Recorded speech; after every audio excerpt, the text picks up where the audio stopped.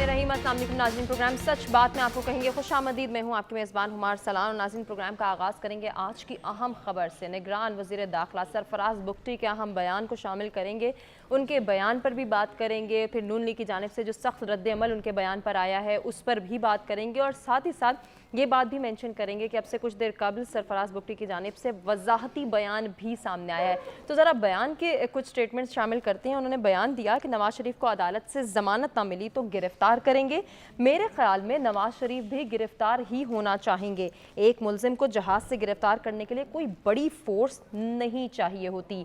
ये बयान दिया था इनिशियली निगरान वज़ीर दाखिला ने, जिस पर नून लीग की जानिब से सख्त रद्द-ए-अमल आया। और नून लीग के रहनुमा राना सनाउल्लाह ये कहते हैं कि ये बयान हद से तजावुज़ करार देता हूँ मैं। और सरफराज बुगटी बयान देने से पहले साबिक वज़ीर दाखिला शेख रशीद का अंजाम देख लें। नवाज शरीफ के खिलाफ साजिश का खमियाजा आवाम और मुल्क भुगत रहा है। नवाज शरीफ के खिलाफ झूठे केस बनाकर मुल्क और आवाम के साथ दुश्मनी की गई।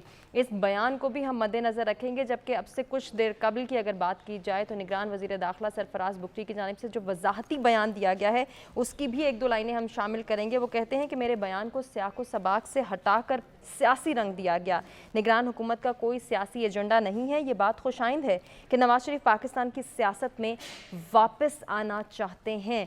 इन तीनों चीज़ों को हम मद्देनज़र रखते हुए आज के बुनियादी सवाल उठाएंगे। एक तो सरफराज बुगटी की जानिब से जो इनिशियल बयान दिया गया उस पर भी जानेंगे हमारे मेहमान क्या कहते हैं। फिर नून लीग का इतना सख्त रद्द-ए-अमल आना उसको किस तनाजुर में देखते हैं। और फिर अपने बयान पर एक वजाहती बयान देना कि निगरान हुकूमत का कोई सियासी एजेंडा नहीं है, मेरे बयान को सियाक व सबाक से हटाकर पेश किया गया। इस पर हमारे मेहमान क्या कहते हैं। अपने मेहमानों की जानिब बढ़ते हैं, तारुफ कराते हैं और गुफ्तगू का आगाज़ करते हैं।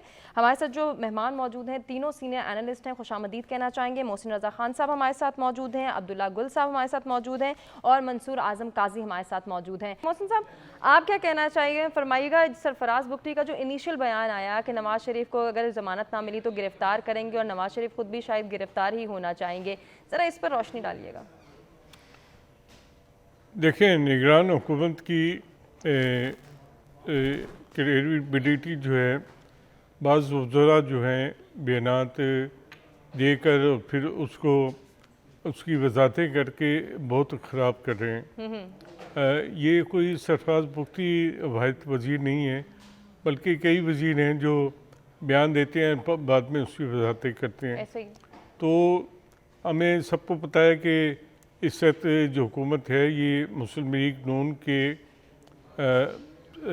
साथ है और उनका जो सारा सिलसिला है वो इसी बात पे इन्हिसार करता है कि मुस्लिम लीग नून किसको रखेगी किसको नहीं रखेगी। तो ऐसी बातें करके वज़रा जो हैं वो अवाम को धोखा दे रहे हैं, गुमराह कर रहे हैं। असल मामलात जो हैं वो कहीं और तय हैं और उसको सारी दुनिया जानती है। तो सरफराज बुगटी या दूसरे वज़रा जो हैं ऐसी बातें करें जो वो कर नहीं सकते, जिस पे उनका इख्तियार नहीं है। जिस चीज़ पे उनका इख्तियार है वो करें और जो उनके काम है बाकी अपने से बड़े पंगों में वो पढ़ने की कोशिश ना करें। सर, नून लीग की जानिब से इतना सख्त रद्द-ए-अमल आना चाहिए था। तो नून लीग को पता है कि जो मामलात हैं हमारे कहाँ तय चुके हैं और इन लोगों की जो निगरान वज़ीर हैं और निगरान हुकूमत है इसकी जो हैसियत है ये तो सबके सामने है। हम देखते हैं कि निगरान हुकूमत में आए रोज़ लोग शामिल होते रहते हैं और सब लोग मुस्लिम लीग नून के हैं। तो ज़ाहिरी बात है कि जब मुस्लिम लीग का इतना असर है तो कैसे सरफराज बुगटी जो हैं वो मुस्लिम लीग नून के कायद के ख़िलाफ़ बयान देते हैं। और अगर बयान देते हैं तो फिर उन्हें एक वज़ीर की हैसियत से और एक बलोच की हैसियत से उस पर कायम रहना चाहिए ना। जब उन्होंने बयान दिया था तो फिर रद्द-ए-अमल के बाद उनका बयान ही बदल गया। जी जी। सर फिर वो कहते हैं कि एक आवाम की बड़ी तादाद है जो नवाज शरीफ के इस्तकबाल करने के लिए तैयारी कर रही है। अब ज़रा अब्दुल्ला गुल साहब से जान लेते हैं क्या वाकई ऐसा है। अब्दुल्ला गुल साहब क्या कहना चाहेंगे? वजाहती बयान में सरफराज बुगटी कहते हैं कि नवाज शरीफ का इस्तकबाल करने के लिए आवाम की एक बड़ी तादाद जो है वो मशगूल है, वो तैयारियाँ कर रहे हैं और उनसे जो सलूक है वो कानून के मुताबिक किया जाएगा। एक दफ़ा बयान दिया, जैसे कि मोहसिन साहब भी कहते हैं कि थोड़ा टाइम तो उस बयान पर डट जाते, वो तो अपना वजाहती बयान कुछ और ही तरीके से दे रहे थे। बिस्मिल्लाहिर्रहमानिर्रहीम, बहुत शुक्रिया आपका। देखें, बड़ी वाज़ेह बात है, सरफराज बुगटी साहब मेरे दोस्त भी हैं और रात हम इकट्ठे भी थे। जहाँ तक ताल्लुक है उनके बयान का, तो जहाँ उन्होंने ये कहा कि सयाको सबाक के साथ, तो मैं समझता हूँ कि अभी जैसे मोहसिन साहब ने कहा कि जी ये तो नून लीग की ही मर्जी से हुकूमत आई हुई है, नहीं ऐसी बात नहीं है। आपको याद होगा कि वज़ीर जो थे, वज़ीर आज़म साहब जो है, उनको उन्होंने किया और बाकी काबीना जो है वो बाद में बनाई गई। इसलिए ये कह देना कि सिर्फ और सिर्फ ये नून लीग की है, तो वो आपको याद है कि वो नून लीग की हुकूमत नहीं थी, वो पीडीएम की हुकूमत थी जिसमें बाकी भी शराकतदार थे। तो एक तो इसकी ये बात है। दूसरी बात यह है कि जो उन्होंने अपने वजाहती बयान किया है उसमें बड़ा वाज़ेह उन्होंने बोला है कि कानून के मुताबिक डीएल किया जाएगा। अब कानून के मुताबिक जो है वो दो बहुत अहम बातें हैं। पहली बात यह है कि जो उनकी बेल है, जो जिसको कहा जाता है, वो बेल जो है वो तो आपको पता है इस्लामाबाद हाई कोर्ट का जो मामला है, और मियाँ साहब जो है वो लैंड कर रहे हैं लाहौर के अंदर। लाहौर के अंदर जो है वो जाहिर है जब तक कि वो अदालत के सामने पेश नहीं होते तो उनकी जो अरेस्ट बेल है वो तब तक नहीं कबूल हो सकती जब तक कि वो अदालत के सामने खुद नहीं पेश होंगे, ये कानून कहता है। और इसी तरीके से जो कानून है वो एक बात है कि जो हुकूमत पंजाब है, अगर वो तो एक सब जेल करार दे सकती है और अदालत का हुक्म यही है कि उनको अरेस्ट करके पेश किया जाए। और अगर वो उसके बाद जलसे पे जाते हैं, ये बात भी दोस्त ये सरफराज साहब ने कि उनके लिए एक बड़ी तादाद आवाम की जो है वो इस टाइम पे तैयार है इस्तकबाल की तैयारियों में, और ये कोई ढकी छुपी बात नहीं है। मेरे ख्याल में पूरा मीडिया इसको दिखा रहा है। लेकिन साथ ही साथ जो है वो हमें ये देखना है कि अगर नवाज शरीफ साहब आ रहे हैं तो वो एक अंडरस्टैंडिंग के साथ आ रहे हैं, इसमें कोई दूसरी राय नहीं है।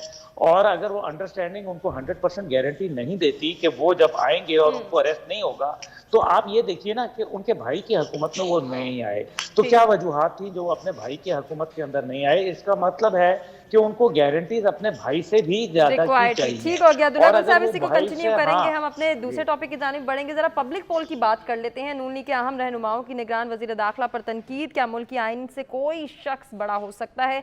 21% का ऐसा ही मानना है, जबकि 79% ऐसा नहीं मानते हैं। एक ब्रेक की जानिब बढ़ें, स्टे विद अस।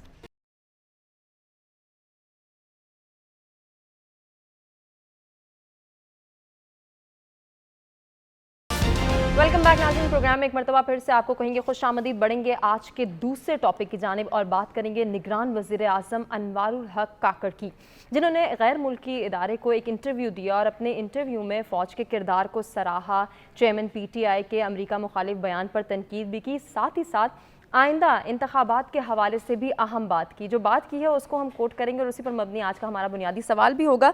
निगरान वज़ीर आज़म ये कहते हैं कि हम जल्द इंतखाबी अमल में दाखिल होने जा रहे हैं। मैं ये यकीन दिलाता हूँ कि इंतखाबी अमल मुकम्मल साफ, शफाफ और आज़ादाना होगा। इंतखाबी अमल में इंतज़ामी सतह पर किसी ख़ास ग्रुप की हिमायत या मुखालिफत नहीं की जाएगी। अब सवाल हमारा अपने मेहमानों के सामने यही होगा कि क्या निगरान हुकूमत जो है वो इलेक्शन में तमाम सियासी जमातों को लेवल प्लेइंग फील्ड दस्तयाब कर सकेगी, क्या फराहमी यकीनी बना सकेगी? और जिस तरह से निगरान वज़ीर आज़म ये कह रहे हैं कि आज़ादाना, मुनसिफाना, साफ़ और शफाफ इलेक्शन का इनेकाद होगा, तो मोहसिन साहब क्या लग रहा है आपको, ऐसा हो पाएगा? मैं समझता हूँ कि वज़ीर आज़म जो हैं अनवारुल हक काकड़ जो हैं, जो बात उन्हें की है वो उसके मुताबिक कि मुल्क में आज़ादाना और शफाफ इंतखाबात कराने के लिए पूरी कोशिश करेंगे। लेकिन देखें, जहाँ तक ताल्लुक़ है किसी जमात के और उम्मीदवारों के ख़िलाफ़ अदालतों में कार्रवाई जो होगी या उनको अदालतों से सजाएं होंगी, तो उसमें हुकूमत का कोई किरदार नहीं है। सही। और जिन लोगों ने 9 मई को फौजी तनसीबात पे, कौमी तनसीबात पे हमले किए, अगर उन्हें छोड़ा गया तो फिर भी ये आज़ादाना और मुनसिफाना इंतखाबात नहीं होंगे कि आप दहशत गर्दों को इलेक्शन में हिस्सा लेने देते हैं, उनके खिलाफ कार्रवाई नहीं करते। तो मेरा ख्याल है कि जहाँ तक वज़ीर-ए-आज़म का ताल्लुक़ है, हुकूमत तो पूरी कोशिश करेगी और ज़ाहिर बात है कि इस वक्त पूरी दुनिया की नज़रें पाकिस्तान पर हैं, पाकिस्तान के इंतखाबात पर हैं और इस इंतखाबी अमल पे हैं। अगर इसमें कहीं भी कोई शफाफियत हुई तो वो बच ही नहीं सकेगी। सोशल मीडिया इतना वाइब्रेंट है कि वो किसी भी बात को बढ़ा चढ़ा के पेश करता है, तो ये हुकूमत के लिए भी मुनासिब होगा कि वो आज़ादाना, गैर जानबदाराना और शफाफ इंतखाबात के लिए काम करें। लेकिन जो लोग संगीन जराइम में मुलव्वस हैं उनको सजाएं दिलवाना भी हुकूमत का काम है और एक रियासत की पूरी तरह जिम्मेदारी है। सही। ये कोई माछी वेड़ा नहीं है कि जहाँ जो भी बदमाशी करे उसको भी इजाज़त दें और दूसरे लोग भी बराबर हो जाए। ठीक हो गया सर, आपका पॉइंट आ गया, इसी को हम कंटिन्यू करेंगे। मंसूर, आप क्या समझते हैं? निगरान वज़ीर आज़म ये कह रहे हैं कि इंतज़ामी सतह पर इंतखाबी अमल में किसी जमात की ना मुखालिफत की जाएगी ना हिमायत की जाएगी, क्या वो अपनी इस बात को मेक श्योर कर पाएंगे? अच्छा, हमारे इसमें दो चीज़ें हैं जो कि बड़ी ही इंपॉर्टेंट हैं। एक है 9 मई। 9 मई के अंदर एक चीज़ हमें बड़ी क्लैरिटी से होनी चाहिए कि आइन और कानून के मुताबिक जिन लोगों ने, जिस माइंडसेट ने, जिस जमात ने ये सब कुछ किया, उनको कानून के मुताबिक उनको सजाएं मिलनी चाहिए, इसमें कोई दो राय है ही नहीं। डेफिनेटली। नंबर 2, विदाउट, अब जो अनवारुल्लाह काकड़ साहब कह रहे हैं कि जी विदाउट पाकिस्तान तहरीक इंसाफ हम लोग एक फ्री एंड फेयर इलेक्शन करा सकते हैं, I am unable to understand how it's going to be. आप ये कहते हैं कि जी फ्री एंड फेयर इलेक्शन होंगे, आजादाना, मुनसिफाना, साफ और शफाफ इंतखाबात, लेकिन इसके अंदर एक पॉलिटिकल पार्टी शामिल नहीं होगी। सो इसका मतलब ये है कि जो हम लोग पहले बात कर रहे थे कि ये जो इस वक्त इंटरम सेटअप है ये किसका टीम बी है, ये हम सबको पता है। 4 से 5 वजीर जो इस वक्त वफाकी काबीना में है वो किस पॉलिटिकल पार्टी के साथ उनकी एफिलिएशन है ये हम सबको पता है, इसको बार बार बताने की जरूरत नहीं। सो अगर आप सिर्फ लेवल प्लेइंग फील्ड इसलिए मांग रहे हैं कि हमें इक्तदार में लेकर आया जाए, और लेवल प्लेइंग फील्ड का पाकिस्तान में मतलब यह है कि हमारी सरपरस्ती इस्टेब्लिशमेंट करे, इसके अलावा लेवल प्लेइंग फील्ड का और कोई मकसद नहीं है। अगर आपके मुल्क के अंदर जमहूरियत की आप लोग कदर करते होते, इस अवाम की कदर करते होके, इनके वोटों की कदर करते होते, तो आपको लेवल प्लेइंग फील्ड की जरूरत ना पड़ती। लेवल प्लेइंग फील्ड उन्हीं लोगों को जरूरत है जिनका मकसद सिर्फ और सिर्फ इक्तदार में बैठने और अपने सर के ऊपर इस्टेब्लिशमेंट की सरपरस्ती है। इसके अलावा लेवल प्लेइंग फील्ड, मुनसिफाना या साफ शफाफ इंतखाबात, ये सब एक ढकोसला है जो दिया जा रहा है हम सबको। ठीक हो गया मंसूर, आपका पॉइंट आ गया है। अब्दुल्ला गुल साहब, आप क्या कहेंगे? क्या निगरान हुकूमत तमाम सियासी जमातों को लेवल प्लेइंग फील्ड फराहम करने में कामयाब हो पाएगी? देखिए, सबसे बड़ी बात यह है कि फिलहाल जो निगरान हुकूमत के हवाले से बहुत सारी कयास आराइयाँ चल रही हैं और जाहिर है उसके अंदर अभी नैब के जो नए केसेस खुलने हैं ये भी लोगों को बहुत तंग कर रहे हैं। अभी जैसे बात की गई, मैं बिल्कुल इत्तेफाक राय रखता हूँ कि लेवल प्लेइंग फील्ड जो है वो तो सब मांग रहे हैं, वो तो नून लीग भी मांग रही है और पीपल्स पार्टी भी मांग रही है। ये अलग बात है कि पीपल्स पार्टी नून लीग से मांग रही है, MQM नून लीग से मांग रही है, ये बड़ी हैरान कुन बात है। यानी कि दो सिंध की पार्टी जो है वो एक ऐसी मुतालबा कर रही हैं, ना वो इदारों से कर रही हैं, ना वो जो है वो रियासत से कर रही हैं, ना वो जो है तहरीक इंसाफ लेवल प्लेइंग मांग रही। लेकिन अगर आप तहरीक इंसाफ के चेयरमैन को या उनकी मेन लीडरशिप को आप इंतखाबी अमल से दूर रखेंगे तो ये तो बात गलत है। मेरे ख्याल में उससे फायदा नहीं होगा। ये कभी भी शफाफियत और इसकी मुनसिफाना के ऊपर बात नहीं रहेगी, क्योंकि पूरी दुनिया के अंदर उनका एक ऑरा है, उन्होंने एक अपना मुकाम पैदा किया हुआ है। पूरी दुनिया के अंदर जो तारकीन वतन जिनको एक्सपेट्रिएट्स कहते हैं वो बाहर बैठे हुए हैं और उनका PTI के साथ बहुत उनका कुर्बत है। अब ऐसी सूरत के अंदर अगर उनको बाहर रखा गया तो इंटरनेशनल दबाव बढ़ेगा। लेकिन दूसरी बात जो मंसूर साहब ने बात कही, मैं उसमें थोड़ा सा ये जरूर ऐड करूंगा कि ये बात दुरुस्त है कि गैर मुल्की मुबस्सरीन आते हैं, लेकिन क्या अमेरिका के अंदर गैर मुबस्सरीन आते हैं? क्या बरतानिया के अंदर भी गैर मुल्की मुबस्सरीन आते हैं? ये पाकिस्तान और ये तीसरी दुनिया के ममालिक को इन्होंने समझ क्या रखा हुआ है? ये कोई ड्रामेबाजी है? हमारे मुल्क में इंसाफ भी होता है, इलेक्शन भी होते हैं, हर चीज होती है, हमारी मर्जी और हमारी ईमा के ऊपर होनी चाहिए। हाँ, उसकी शफाफियत का अमल जो है वो बेहतर किया जा सकता है, लेकिन अपने मुल्क को हमने क्या समझा के रखा है? पूरी दुनिया के सामने एक तमस्कर बना के रख दिया है। मैं समझता हूँ कि किसी गैर मुल्की मुबस्सरीन को जो है वो यहाँ घुसने नहीं देना चाहिए। उनकी क्या मजाल है? ये हमारा मुल्क है, हम बेहतर काम करेंगे। उन्होंने हमारे मुल्क के अंदर इंटरफेयर करते करते बेड़ा गर्क करके रख दिया इस मुल्क का। इस मुल्क की सबसे बड़ी प्रॉब्लम ही यही है कि जब भी गैर मुल्की लोग आते हैं यहाँ कोई ना कोई एक नया ड्रामा और नया एक हमारे लिए मुश्किल जो है वो छोड़ देते हैं। पहले अंग्रेज चला गया, उसने कश्मीर हमारे लिए सवाल के हवाले से हम पब्लिक पोल पे भी आ जाते हैं। क्या निगरान हुकूमत इलेक्शन में तमाम सियासी जमातों को लेवल प्लेइंग फील्ड फराहम कर पाएगी? सिर्फ 25% को ऐसा लगता है कि ऐसा हो सकेगा, जबकि 75% ऐसा मानने से कासिर हैं। नाज़रीन, एक ब्रेक की जानिब बढ़ें, स्टे विद अस।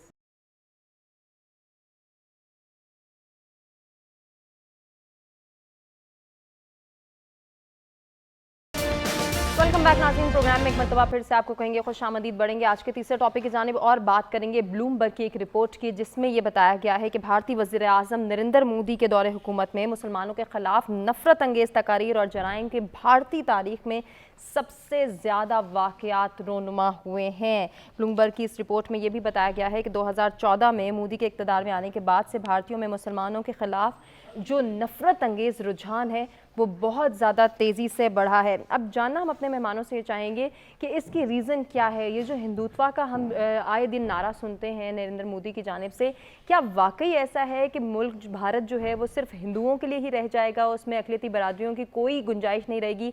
मोहसिन साहब, क्या कहना चाहेंगे? ये जो हम देख रहे हैं कि ब्लूमबर्ग भी इस जो रिपोर्ट है वो भी ये इंकशाफ कर रही है कि हिंदुत्व का नारा जो है वो 2014 के बाद से जब हमने बहुत तेज़ी से सुना तो मुस्लिम मुखालिफ नारे, तकारीर और साथ ही साथ उसमें एहतजाज भी हुआ, उसमें बहुत सारे हमले भी किए गए, बहुत सारा जो है हमने शोर शराबा भी सुना। क्या वाकई भारत सिर्फ हिंदुओं का मुल्क है? देखिए, भारत तो एक सेकुलर स्टेट थी, लेकिन अब मोदी के आने के बाद उसमें भारत में, हिंदुस्तान में बड़ी तादाद में मुसलमानों के ख़िलाफ़ नफरत बाबरी मस्जिद से पैदा की गई। और हमने देखा कि किस तरह मोदी ने अपने जो था इलेक्शन मैनिफेस्टो के तहत कश्मीर की आज़ादियाँ और उनको जो आईनी मराहत हासिल थी वो हड़प की। लेकिन मैं इस पर ज़्यादा बात नहीं करना चाहता, क्योंकि हमारी मुल्क की एक सियासी जमात है, वो रियासत मुखालिफ सोच पे इतनी आगे बढ़ गए है कि उन्हें मोदी भी अच्छा लगता है और तमाम लोग उनको जो पाकिस्तान की रियासत के ख़िलाफ़ हैं वो उनकी मिसालें देते हैं। सोशल मीडिया उससे भरा हुआ है। तो मैं हैरान हूँ कि अभी हमारे एक साथी कह रहे थे कि एक फ़लाँ लीडर को जो चेयरमैन PTI के, अगर उन्हें इलेक्शन में हिस्सा नहीं लेने दिया गया तो इससे मुल्क के साफ और शफाफ इंतखाबात पे असर पड़ेगा। जब पिछले इंतखाबात में 2018 के नवाज शरीफ को सजा हुई और जेल चले गए तो तब इसका असर नहीं पड़ा।